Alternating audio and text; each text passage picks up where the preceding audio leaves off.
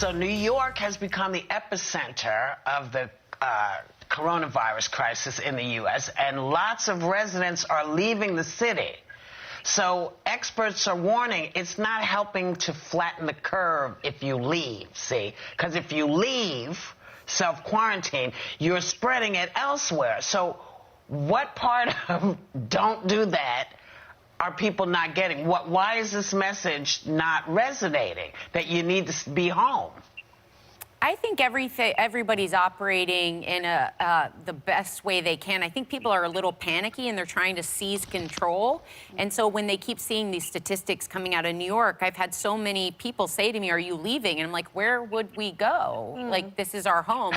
So I do think I'm seeing emptier streets. I don't know if people are home or having left to other places. I don't know how they're getting there, but I do think people are trying to seize control in a situation where they just don't feel any. Yeah. Well, it's interesting. You know, I was just speaking to Mickey, one of our audio guys here, and he reminded me that New York is probably the epicenter because New York is the hub of everything. You know, we have such international travel, financial districts. We have entertainment here, the entertainment hub of the world. We have fashion. We just have everything. It's also here. A travel destination. It's a travel destination. And a lot of people are transient here. I mean, New York is my home. I was born and raised here, but many people are probably leaving New York to go to their hometowns, right? Because Sarah, you're originally from Iowa. Megan is originally from Arizona. I think Whoopi is also originally from New York. So perhaps that is what you're seeing. People are trying to leave to go home. To their families. To their families because it's a pandemic, because they are afraid and scared. Perhaps that's one of the reasons.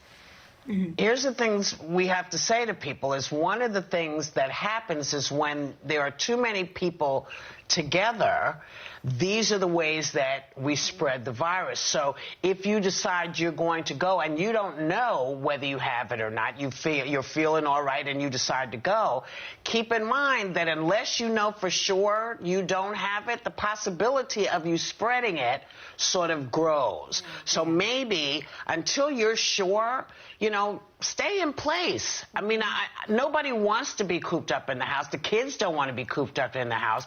But I feel like the only way to flatten this curve is if we all say, okay, this is what we got to do. No more fooling around, no more hanging out in the park. We got to stop. Because reopening, you know, there's a university in Virginia opening. This is not it's not a good idea. You know, it's not a good idea because Liberty University is a very conservative university that's run by Jerry Falwell, and it's highly controversial that he's reopening his university, I believe, after their spring break next week. And I think he's doing it to sort of kowtow to this idea that President Trump's putting out that we can somehow all be back in fighting form after Easter, which I have yet to see any doctor or specialist that thinks that is logical. Yeah, no one has said it. Yeah, I just don't see how it's possible. I think there's two conflicting thoughts. I do understand why people had left the city, like you said, Sunny. I think a lot of people returned to their hometowns. I read that Airbnb rates were just skyrocketing in places like you know, Massachusetts and the Hamptons around New York City. I think there was a fear that the hospitals will be overrun.